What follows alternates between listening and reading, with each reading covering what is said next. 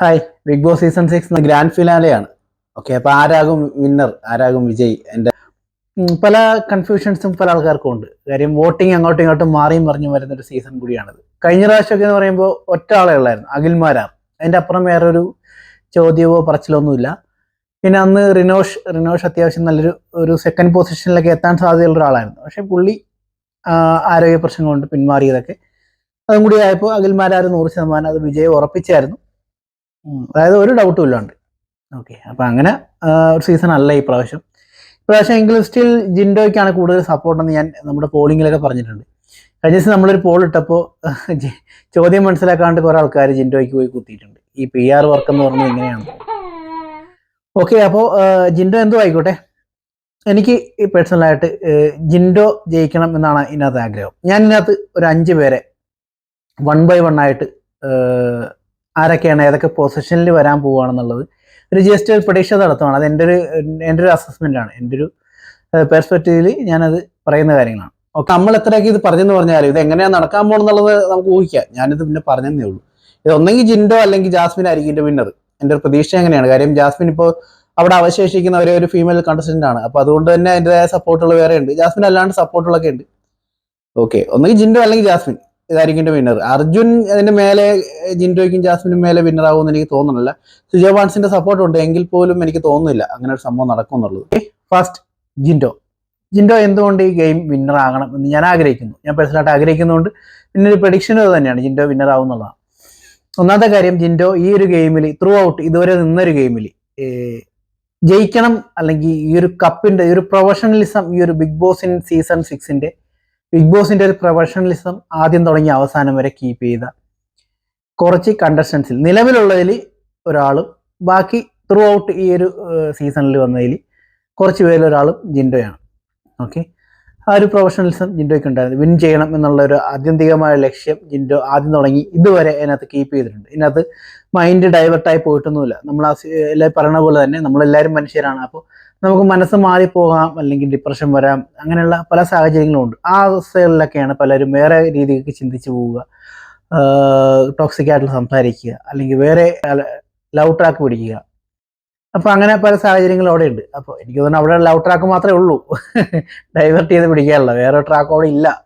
അപ്പോൾ ഓക്കെ, അപ്പോൾ അങ്ങനെ പല സാഹചര്യങ്ങളിലൂടെ മാറി പോവുക, ലക്ഷ്യം മറന്നു പോവുക, പ്രൊഫഷണലിസം വിട്ടു പോവുക.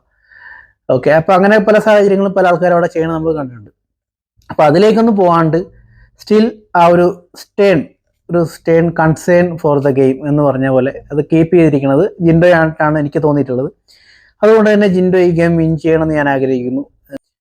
അത്യാവശ്യം ടാസ്കുകളിലും കാര്യങ്ങളിലൊക്കെ ജിൻഡോ അത്യാവശ്യം തൻ്റെതായ പ്രൊഫഷണലിസം, ഈ പറഞ്ഞ പ്രൊഫഷണലിസം, ഗെയിം സ്പിരിറ്റ്, അല്ലെങ്കിൽ എല്ലാ കാര്യങ്ങളും അവിടെ കൊണ്ടുവന്നിട്ടുണ്ട് എന്നാണ് ഞാൻ വിശ്വസിക്കുന്നത്. അപ്പോൾ അതാണ് ജിൻഡോയ്ക്ക് ഞാൻ കൊടുക്കുന്ന എൻ്റെതായിട്ടുള്ള ഒരു ഡയമെൻഷൻസ്. ഓക്കെ, സെക്കൻഡ് ഇപ്പോൾ ആരുടെ പേര് പറയുന്നുള്ളതാണ്. ശരിക്കും ജിൻഡോയുടെ കാര്യം പറയുമ്പോൾ വേറെ കാര്യം കൂടി പറയാനുണ്ട് ഇത്. അപ്പോൾ ജിൻഡോ മാത്രമല്ല ഇതിനകത്തുള്ള പ്രൊഫഷണലായിട്ട് വർക്ക് ചെയ്തിട്ടുള്ളത്. ഞാനിപ്പോൾ ആദ്യം പറഞ്ഞ പോലെ റോക്കി എന്ന് പറഞ്ഞൊരു കണ്ടസ്റ്റന്റ് ആദ്യം പോയത്, റോക്കിൻ്റെ അത് നല്ലൊരു പ്രൊഫഷണലിസം ഉള്ള ഒരാളാണ്. അതായത് ഈ ഒരു ഗെയിം വിൻ ചെയ്യണം എന്നുള്ള ആ ഒരു ട്രാക്കിൽ തന്നെ ചിന്ത പോയിക്കൊണ്ടിരുന്ന ഒരാളാണ്. രതീഷ്, നമ്മുടെ ആദ്യം എവിക്റ്റായ നമ്മുടെ രതീഷിന് വേറൊരു ഭാഗ്യം കൂടി ഇതിനകത്ത് കിട്ടിയിട്ടുണ്ട്. എനിക്ക് തോന്നുന്നു 3 പ്രാവശ്യം ഈ ഒരു ബിഗ് ബോസ് സീസണിൽ വന്നും പോയി നിന്ന ഒരേ ഒരു കണ്ടസ്റ്റന്റ് ചിലപ്പോൾ രതീഷ് ആയിരിക്കണം എന്ന് തോന്നുന്നു. ആദ്യം ഇതിനകത്ത് മത്സരാർത്ഥിയായിട്ട് വന്നു, പിന്നെ വീണ്ടും അതിനകത്തൊരു വൈൽഡ് കാർഡ് അല്ലല്ലോ, അല്ലാണ്ടൊരു എൻട്രി ആയിട്ട് വന്നു. അതിനുശേഷം ഇപ്പോൾ ബിഗ് ബോസ് ഫിനാലയുടെ ഭാഗമായിട്ട് വരുന്നു. അപ്പോൾ 3 പ്രാവശ്യം വന്ന ഒരേ ഒരു ആൾ ചിലപ്പോൾ എൻ്റെ അഭിപ്രായത്തിൽ രതീഷായിരിക്കും. അപ്പോൾ രതീഷിനകത്ത് നല്ലൊരു കണ്ടസ്റ്റന്റ് ആയിരുന്നു. പക്കാ ഒരു പ്രൊഫഷണലിസം കീപ്പ് ചെയ്ത് ഒരു ഗെയിം സ്ട്രാറ്റജിയിലൂടെ മുന്നേക്ക് പോയ ട്രാക്ക് കറക്റ്റ് റൂട്ടിൽ തന്നെ കൊണ്ടുപോകാൻ ആഗ്രഹിച്ചൊരു വ്യക്തിയായിരുന്നു. അങ്ങനെയാണ് നമുക്ക് ആ ഒരാഴ്ച കൊണ്ട് തന്നെ മനസ്സിലായ കാര്യം. സിജോ ഓഫ് കോഴ്സ് ആ ഒരു ട്രാക്കിൽ തന്നെ പോയ ഒരാൾ തന്നെയായിരുന്നു.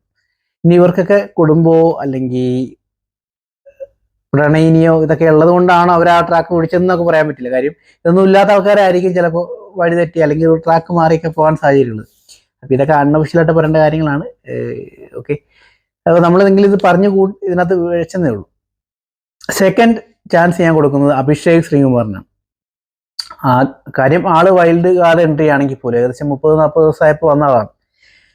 എങ്കിൽ പോലും പുള്ളിയൊക്കെ ഒരു ആദ്യം തുടങ്ങിയിട്ടുണ്ടെങ്കിൽ ഈ ഒരു ട്രാക്ക് തന്നെയായിരിക്കും മൂപ്പര് പിടിക്കുന്നത്. മൂപ്പർക്ക് വ്യക്തമായ ലക്ഷ്യങ്ങളുണ്ട്. പിന്നെ മൂപ്പരെ ഞാൻ മനസ്സിലാക്കിയ ഒരു കാര്യം, ഈ പുള്ളിനെ എവിടെ കൊണ്ടിട്ടാലും പുള്ളി ജീവിച്ചു പോകും. കാര്യം ഒരു മദേഴ്സ് എപ്പിസോഡ് ഉണ്ടായിരുന്നല്ലോ, അമ്മയ്ക്ക് എഴുതുന്ന കത്ത് പോലെ കുറച്ച് കാര്യങ്ങൾ, അല്ലെങ്കിൽ ഒരു കത്ത് എഴുതുന്ന പരിപാടികൾ, അത് പുള്ളി അമ്മയെ കണക്ട് ചെയ്ത് എഴുതിയ ഒരു ദിവസം, അത് ഇപ്പോഴും നമ്മുടെ മനസ്സിലുണ്ട്. ഇത് ലാലേട്ടൻ പോലും ഇമോഷണലായിട്ട് നിന്നൊരു ദിവസമായിരുന്നു. അമ്മ ചെറുപ്പത്തിലെ മരിച്ചു, ക്യാൻസർ എന്തോ ആയിരുന്നു. അപ്പോൾ അങ്ങനെ പോയ ഒരാൾ എങ്ങനെയാണ് പുള്ളി, ഇന്നത്തെ കാലത്ത് അത്രയും സാഹചര്യങ്ങളുണ്ട്, നമുക്ക് വഴിതെറ്റി പോകാനുള്ള പല സാഹചര്യങ്ങളുമുണ്ട്, അതിലൊന്നും പോകാണ്ട് ഇപ്പോഴും ആ ഒരു എന്താണ് അമ്മ ആഗ്രഹിച്ചത് അതേപോലെ ജീവിക്കുന്ന ഒരു വളരെ നല്ലൊരു സ്ട്രൈറ്റ് ഫോർവേഡ് ആയിട്ടുള്ള ഒരു വ്യക്തി, നല്ലൊരു വ്യക്തിത്വമുണ്ട്, നല്ല ക്വാളിറ്റി ഉണ്ട്. പല എനിക്ക് പേഴ്സണലായിട്ട് എനിക്കൊരു മോട്ടിവേഷൻ കിട്ടിയ കുറച്ച് എലമെന്റ്സ് ഉണ്ട് അതിനകത്ത്. കാര്യം ഇപ്പം നമ്മൾ ഓരോ ആൾക്കാരെ കാണുമ്പോഴും നമുക്ക് വേണ്ട കാര്യങ്ങൾ എന്തൊക്കെയാണ്, അതിൽ പലതും സംസാരിക്കുന്നുണ്ടാവും, പക്ഷെ നമുക്ക് വേണ്ട കാര്യങ്ങൾ നമ്മൾ അതിനകത്ത് ഗ്രാസ്പ് ചെയ്തിട്ട്, അപ്പം അങ്ങനെ എനിക്ക് കുറച്ച് പോയിന്റുകൾ പുള്ളിയുടെ ലൈഫിൽ നിന്ന്, പുള്ളിയുടെ എക്സ്പീരിയൻസ് ഷെയറിങ്ങിൽ നിന്ന് കിട്ടിയിട്ടുണ്ട്. അപ്പോൾ അതിൽ പുള്ളി ഹൈലൈറ്റായിട്ട് പറഞ്ഞത് അമ്മയുടെ ഒരു പ്രസൻസ്, അമ്മയില്ലാത്ത സാഹചര്യം അമ്മയുള്ള സാഹചര്യം കൂടിയാണ് പുള്ളി പറഞ്ഞത്. നമുക്ക് എല്ലാവർക്കും ആൾക്കാർക്കും ഒരു വിഷമം തോന്നിയൊരു നിമിഷമായിരുന്നു പുള്ളി ആ ലെറ്റർ, അമ്മയ്ക്ക് വേണ്ടി ലെറ്റർ എഴുതി വായിച്ചതൊക്കെ. ലാലേട്ടൻ പോലും അവിടെ നിന്ന് ഇങ്ങനെ ഇമോഷണലായിട്ട് നിൽക്കണ കണ്ടു. കാര്യം ലാലേട്ടൻ അത് ഇമോഷണലായിട്ട് കണക്ട് ചെയ്യാനുള്ളൊരു കാര്യം, ലാലേട്ടൻ്റെ വളർച്ചയിൽ ലാലേട്ടൻ്റെ അമ്മയ്ക്ക് ഒത്തിരി പ്രാധാന്യമുണ്ട്. അത് പുള്ളി ഒരു ഇൻ്റർവ്യൂവിൽ പറഞ്ഞ് ഞാൻ കേട്ടിട്ടുണ്ട്. പുള്ളിയുടെ ചെറുപ്പകാലത്ത് എങ്ങനെയാണ് അമ്മയുടെ കൈ പിടിച്ച് പുള്ളി പല കാര്യങ്ങൾ നടന്നിട്ടിരുന്നത്, അതിൻ്റെതായിട്ടുള്ള പല ഓർഗാനിക്കായിട്ടുള്ള ഗുണങ്ങളും പുള്ളിയുടെ അഭിനയ ജീവിതത്തിൽ കിട്ടിയിട്ടുണ്ട്. അതുകൊണ്ട് തന്നെ ആയിരിക്കണം പുള്ളി അമ്മ അത്രയും വയ്യാഞ്ഞിട്ടും വേറെ വിധിക്കൊന്നും വിട്ടുകൊടുക്കാണ്ട് പുള്ളി അത്രത്തോളം അമ്മയെ ഇപ്പോഴും കൂടെ കീപ്പ് ചെയ്യുന്നത് ഞാൻ വിശ്വസിക്കുന്നു. ഇതൊന്നും ഇവിടെ പറയേണ്ട കാര്യങ്ങളല്ല, എങ്കിലും ഇത് കണക്ട് ചെയ്ത് പറയുമ്പോൾ ഇതും കൂടി പറയേണ്ടി വരുന്നു, അതുകൊണ്ട് പറയണതാണ്. അപ്പോൾ അങ്ങനെയാണ് അഭിഷേക് ശ്രീകുമാറിൻ്റെ കാര്യങ്ങൾ. പിന്നെ അടുത്തത് പറയേണ്ടത് അർജുൻ ശരിക്കും എൻ്റെ ലിസ്റ്റിലുള്ളതല്ല, പക്ഷേ വേറെ ആരും ഇല്ലാത്തതുകൊണ്ട് അർജുൻ്റെ പേര് പറയുന്നതാണ്. അർജുൻ 3ാം സ്ഥാനത്തേക്ക്. അർജുൻ വലിയ കുഴപ്പമൊന്നുമില്ല, നല്ല രീതിയിൽ ഗെയിമൊക്കെ പാർട്ടിസിപ്പേറ്റ് ചെയ്തിട്ടുണ്ട്. പിന്നെ അർജുൻ്റെ ഒരു ക്വാളിറ്റി എനിക്ക് മനസ്സിലായത്, നല്ല ഇമിറ്റേഷൻ സ്കില്ലുണ്ട്. അർജുൻ മിക്കവാറും ഒരു സിനിമയിലൊക്കെ വരാൻ സാധ്യതയുള്ള ഒരാളാണ്. നല്ല ഇമിറ്റേഷൻ സ്കിൽ. അവിടെ കൂടുതൽ ആൾക്കാർ തന്നെ ഇമിറ്റേറ്റ് ചെയ്ത രീതികളൊക്കെ ഞാനിപ്പോൾ ഓർക്കുന്നുണ്ട്. അന്ന് ഒരു പ്രാവശ്യം നോറയെ ഇമിറ്റേറ്റ് ചെയ്തൊക്കെ, അത് ഞാൻ ശരിക്കും ഞെട്ടിപ്പോയി. അങ്ങനെ ഒരു സ്കില്ല് അർജുനുള്ളതായിട്ട് നമുക്ക് തോന്നി. അപ്പോൾ അതിനുശേഷം വീണ്ടും ഒരു ഇമിറ്റേഷൻ ഒരു ചാർട്ട് വന്നപ്പോൾ പുള്ളി അവിടെ അത് പെർഫോം ചെയ്തു. എന്തായാലും അടിപൊളിയായിരുന്നു. ഒരു ആക്ടിങ് സ്കില്ലുള്ള ഒരാളായിട്ട് അർജുനെ തോന്നി പേഴ്സണലായിട്ട്. പിന്നെ 4ാം സ്ഥാനം എനിക്ക് വേണമെങ്കിൽ ജാസ്മിൻ അല്ലെങ്കിൽ ഋഷി. അവിടെയും ജാസ്മിന് കൊടുക്കാം. ജാസ്മിന് കൊടുക്കണമെന്നില്ല, പക്ഷേ ഋഷിക്കാണ് കൊടുക്കേണ്ടത്. ഋഷിക്കും കൊടുക്കണമെന്നില്ല, ബട്ട് സ്റ്റിൽ ജാസ്മിന് കൊടുക്കണം. ജാസ്മിനെ ശരിക്കും 1ാം സ്ഥാനത്തേക്ക് നമുക്ക് പ്ലേസ് ചെയ്യേണ്ട ഒരാളാണ്. ബട്ട് എന്തുകൊണ്ടില്ല ജാസ്മിനെ 1ാം സ്ഥാനത്തേക്ക് നമ്മൾ പ്ലേസ് ചെയ്യുന്നില്ല എന്ന് പറഞ്ഞു കഴിഞ്ഞാൽ, ഇത് എൻ്റെ പേഴ്സണലായിട്ടുള്ള അഭിപ്രായമാണ്. നിങ്ങൾക്ക് വേറെ അഭിപ്രായം ഉണ്ടാകും. എൻ്റെ പേഴ്സണലായിട്ടുള്ള കാര്യങ്ങൾ നമുക്ക് പറയാണ്ടിരിക്കാൻ പറ്റില്ല. ജാസ്മിൻ നല്ല സ്കില്ലുണ്ട്, പക്ഷേ ജാസ്മിൻ ഇതിനകത്ത് ഈ പല ആൾക്കാരും പറയുന്നുണ്ട്, ഈ ബിഗ് ബോസ് എന്ന് പറഞ്ഞു കഴിഞ്ഞാൽ നമുക്ക് പ്രതികൂല സാഹചര്യങ്ങളെയൊക്കെ തരണം ചെയ്ത് ഒരു വ്യക്തി എന്നുള്ള രീതിയിൽ നമ്മൾ ഏതൊക്കെ സാഹചര്യങ്ങൾ വരുമ്പോൾ നമ്മൾ എങ്ങനെയൊക്കെ അഡാപ്റ്റ് ചെയ്ത് ആ സിറ്റുവേഷനെ മറികടന്ന് എന്താണ് നമ്മുടെ മുന്നിലുള്ള ലക്ഷ്യം, അതിനെ കോമ്പറ്റേറ്റ് ചെയ്യുക. ഇപ്പോൾ ബിഗ് ബോസിലേക്ക് വരുമ്പോൾ അതിൽ വിന്നറാകുക. പല ഗെയിമുകളും കൊടുക്കുന്നുണ്ട്, പല സാഹചര്യങ്ങളും വരുന്നുണ്ട്. മൈൻഡ് ഗെയിം ഉണ്ട്, ഫിസിക്കൽ ടാസ്ക് ഉണ്ട്. ഇതെല്ലാത്തിലും നമ്മൾ ഒരേപോലെ പെർഫോം ചെയ്യുക. അങ്ങനെയുള്ള ആൾക്കാരെയാണ് ഇന്നത്തെ ബിഗ് ബോസിൽ ചൂസ് ചെയ്യണത്. ഇപ്പം നമ്മുടെ പുറമേയുള്ള പല സുഖ ജീവിതങ്ങളൊക്കെ ഒഴിവാക്കി, ഈവൻ മൊബൈൽ ഫോൺ പോലും, ഇപ്പോൾ മൊബൈൽ ഫോണാണ് നമ്മുടെ ഇന്നത്തെ കാലത്തെ ഏറ്റവും സുഖ ജീവിതം. അപ്പോൾ അതുപോലും ഒഴിവാക്കിയിട്ട് അപ്പോൾ നിൽക്കണം എന്ന് പറയുന്നത് അത്രയും ബുദ്ധിമുട്ടുള്ളൊരു സംഭവമാണ്. മൈൻഡ് നമുക്ക് എങ്ങനെ വേണമെങ്കിലും ചേഞ്ച് ആയി പോകാം. പ്രത്യേകിച്ച് സ്ത്രീകൾക്ക് അവരുടെ ഹോർമോണൽ ചേഞ്ചസ് ഒക്കെ വരുന്ന സമയങ്ങൾ അത് കുറച്ചും കൂടി ഡിഫിക്കൽട്ടാണ് കമ്പാരിറ്റീവ്ലി മെൻസിനേക്കാൾ. അപ്പോൾ ആ സാഹചര്യങ്ങൾ എങ്ങനെ നമ്മൾ തരണം ചെയ്യും എന്നുള്ളത് എല്ലാ ആൾക്കാരും അവിടെ പലരും കാണിച്ചു തന്നു. ഇപ്പോൾ നോറയുണ്ട്, അവിടെ ശരണ്യ ഉണ്ടായിരുന്നു, അവിടെ ബാക്കി സ്ത്രീകളുണ്ടായിരുന്നു, അൻസിമ ഉണ്ടായിരുന്നു. അപ്പോൾ ഇവർ ആ ഒരു ഈ മൂഡ് ചേഞ്ചസ് കാര്യങ്ങളൊക്കെ വരുമ്പോൾ അവരെങ്ങനെയാണ് തരണം ചെയ്തു, എല്ലാവർക്കും പറ്റുന്ന കാര്യങ്ങളൊക്കെ തന്നെയാണ്. പക്ഷേ അവിടെ ജാസ്മിൻ നല്ല സ്കില്ല് ഉള്ള ഒരാളായിരുന്നു. പക്ഷേ ജാസ്മിൻ അവിടെ ലവ് ട്രാക്ക് പിടിച്ചു. ഇത് ഞാൻ പറഞ്ഞതല്ല, ജാസ്മിൻ തന്നെ അയാളുടെ പാരൻസ് വന്നപ്പോൾ പറഞ്ഞൊരു കാര്യം. അതായത് എന്തുകൊണ്ട് ഗബ്രിയായിട്ട് ഇങ്ങനെ ഒരു റിലേഷൻഷിപ്പ് വേണം, ഇങ്ങനെ വേണ്ട മോളെ എന്നൊക്കെ പറഞ്ഞിട്ടും മോള് പറയുന്ന കാര്യം ഇതാണ്, എനിക്ക് എൻ്റെതായ മൂഡ് ഓഫ് വരുമ്പോൾ എനിക്ക് വേറെ ഒരു മാർഗ്ഗമില്ല, അവനെ മാത്രമേ എനിക്ക് കൂടെ ഉള്ളൂ. അത് ഫ്രണ്ട്ഷിപ്പ് മൈൻഡിലാണ് അവർ പറയണത്. പക്ഷേ ആദ്യമേ തുടങ്ങി ഇവരുടെ ഫ്രണ്ട്ഷിപ്പ് എങ്ങനെയാണ് പോയെന്നുള്ളത് എല്ലാ ആൾക്കാർക്കും അറിയാം. അവിടെ എന്തെങ്കിലും ഒരു പ്രൈവസി ഉണ്ടായിരുന്നെങ്കിൽ ഏതൊക്കെ രീതിക്ക് ആ ബന്ധം വഷളായി പോകുന്നുള്ളത് എല്ലാവർക്കും ഒക്കെ അറിയാവുന്ന കാര്യമാണ്. ഇതിനകത്ത് പ്രത്യേകിച്ച് ചിന്തിക്കാനുള്ള കാര്യങ്ങളൊന്നുമില്ല. ഓക്കെ, അതിനകത്ത് ബിഗ് ബോസിലുള്ളവർ തന്നെ പറഞ്ഞു ഇത് റിസോർട്ടാണെന്നുള്ള രീതിയിലാണ് ഇവർ ചിന്തിക്കണം എന്നുള്ളതാണ്. അവര് അപ്പൊ ബിഗ് ബോസിലുള്ള ആൾക്കാർ തന്നെ പറഞ്ഞ കാര്യങ്ങളാണ്, നമ്മളാരും പറഞ്ഞതല്ല. ബിഗ് ബോസിലുള്ള ഓരോ ആൾക്കാരും ഇതിനെപ്പറ്റി ഓരോ അഭിപ്രായങ്ങൾ പറഞ്ഞിട്ടുണ്ട്. ബിഗ് ബോസിനും അത് മോഹൻലാലിനെ വെച്ച് ബിഗ് ബോസും വാണിംഗ് കൊടുത്തിട്ടുണ്ട്. ബിഗ് ബോസിൽ വൈൽഡ് കാർഡ് എൻട്രി വന്ന ആൾക്കാർ ഇതിന്റെ സൂചനകൾ കൊടുത്തിട്ടുണ്ട്. പാരന്റ്സ് ഇതിന്റെ വാണിംഗ് കൊടുത്തിട്ടുണ്ട്. അപ്പൊ നമ്മളാരും ഇത് പറഞ്ഞുണ്ടാക്കുന്ന കാര്യങ്ങളല്ല, അവിടെ നടന്ന കാര്യങ്ങളാണ്. അപ്പോൾ ഇത് കാണുന്ന ആൾക്കാർക്കൊക്കെ അറിയാം. നമ്മൾ പ്രത്യേകിച്ച് പറയണ്ട, ഇതിങ്ങനെയല്ല. ഒരു ആനേനെ കാണിച്ചിട്ട് പറയുവാണ്, നീ ഇപ്പൊ കണ്ടില്ലേ ആന, ഇത് ആനയല്ല, ഇത് കടുവയാണ്. അങ്ങനെ പറയുമ്പോൾ വിശ്വസിക്കാനായിട്ടുള്ള പൊട്ടന്മാരൊന്നും അല്ല നമ്മളാരും. അപ്പൊ നമുക്ക് സ്വന്തമായിട്ട് സ്വതന്ത്രമായിട്ട് ചിന്തിക്കാനുള്ള കഴിവുകൾ എല്ലാവർക്കും ഉണ്ട്. അപ്പൊ അതുകൊണ്ട് തന്നെ അവിടെ എന്താണ് നടന്നിരുന്നത് നമുക്ക് എല്ലാവർക്കും അറിയാം. അപ്പോൾ ബിഗ് ബോസ് എന്ന് പറഞ്ഞാൽ ഇപ്പൊ ജിൻഡോയായിട്ട് കമ്പയർ ചെയ്യുമ്പോൾ, ജാസ്മിനെ കമ്പയർ ചെയ്യുമ്പോൾ, ബിഗ് ബോസ് എന്ന് പറഞ്ഞാൽ ഒരു ട്രാക്ക് ഉണ്ട്. നമുക്ക് വിന്നർ ആണെന്നുണ്ടെങ്കിൽ ആ ഒരു ട്രാക്കിലൂടെ തന്നെ പോകണം. അങ്ങനെ പോകുന്ന ആൾക്കാരെ ഒരു പ്രൊഫഷണൽ ആയിട്ട് നമുക്കത് കൂട്ടാം. ആ ഒരു ട്രാക്കിലൊന്നും അല്ല ജാസ്മിൻ പോയിക്കൊണ്ടിരുന്ന വെച്ചത്. ജാസ്മിൻ ഇതേപോലെ ഒരു ഉടായ്പ ഗെയിമിലൂടെ ഇങ്ങനെ പോയിക്കൊണ്ടിരുന്നു. ആ ഗെയിമിലൂടെ പോയതിന്റെ അല്ല വിഷയം. അതിലൂടെ പോയി അവരുടെ ഗ്രൂപ്പ് ഉണ്ടാക്കി. അവർക്ക് ഗെയിം കളിക്കാൻ താല്പര്യമൊന്നുമില്ല ജാസ്മിനും ഗബ്രിക്കൊന്നും. അപ്പൊ ഇവർക്ക് ഇങ്ങനെ ഈ അവിടെ ഒരു വാഴയുണ്ടല്ലോ, ആ വാഴയുടെ ചവിട്ടി പോയി രാവിലെ ഇരിക്കുക, ഇങ്ങനെ ഇരുന്ന് ഓരോ ഉടായ്പ സമയം തള്ളി നീക്കുക, അവരുടേതായിട്ടുള്ള റൊമാൻസ് ഇങ്ങനെ പങ്കുവെക്കുക, ചിത്രശലഭങ്ങളൊക്കെ ഇങ്ങനെ പറപ്പിക്കുക, ഇതൊക്കെ തന്നെയാണ് അവരുടെ പരിപാടി. അതിനകത്ത് ഇരുന്ന് ഇങ്ങനെ അവസാനം ഇടയ്ക്ക് എന്തെങ്കിലും പരസ്പരം ബുദ്ധിമുട്ട് വരുമ്പോൾ ഗെയിമിലേക്ക് ഇറങ്ങുന്നു. പരസ്പരം എത്രയൊക്കെ സ്നേഹിച്ചിരുന്നെന്ന് പറഞ്ഞാൽ ഒരു ഇത് വരുമല്ലോ, ഒരു മടുപ്പ് വരുമല്ലോ പരസ്പരം. അപ്പോൾ ഗെയിമിന്റെ ഭാഗമായിട്ട് ഗെയിമിലേക്ക് ഇറങ്ങുന്നു, അവിടെ തല്ല് കൂടുന്നു. അപ്പോൾ വീണ്ടും അവിടെ ആരെങ്കിലുമായിട്ട് തല്ല് കൂടുമ്പോൾ വീണ്ടും എനിക്ക് മിസ് ചെയ്യുന്നു, വീണ്ടും ഇവർ ഒന്നിക്കുന്നു. ഇത് തന്നെയാണ് അവിടെ നടന്നിട്ടുള്ളത്. അല്ലാണ്ട് ഇതിനകത്ത് വേറെ ഒന്നും ചിന്തിക്കേണ്ട കാര്യമൊന്നുമില്ല. അപ്പോൾ ആ ബിഗ് ബോസ് എന്ന് പറഞ്ഞ ഗെയിമിനൊക്കെ ഇവർ മറന്നു. വേറെ ലോകത്തായിരുന്നു ഇവർ ജീവിച്ചോണ്ടിരുന്നത്. അവസാനം സിബിൻ പുറത്തായപ്പോൾ ബിഗ് ബോസിന് മനസ്സിലായി അർഹതപ്പെട്ട ആൾക്കാരൊക്കെ പുറത്താകുന്നു, അർഹതപ്പെടാത്ത മൊണ്ണകളൊക്കെ അവിടെ നിർത്തുന്നു എന്ന് മനസ്സിലായപ്പോഴാണ് ബിഗ് ബോസ് നൈസായിട്ട് ഗബ്രിയെ തൂക്കിയെടുത്തെറിഞ്ഞത്. ഗബ്രിയും കഴിവില്ലാത്ത ആളൊന്നുമല്ല. പിന്നെ ഗബ്രി ഈ ഗെയിമിലേക്ക് എന്തുകൊണ്ട് ആ ഒരു ട്രാക്ക് പിടിച്ചെന്നുള്ളത് നമുക്കൊരു സംസാരിക്കാനുണ്ട്. പക്ഷെ ഈ ഫിനാലയുടെ കേസിൽ അത് സംസാരിക്കേണ്ട കാര്യമില്ലാത്തതുകൊണ്ട് നമ്മൾ അതിനെപ്പറ്റി സംസാരിക്കുന്നില്ല.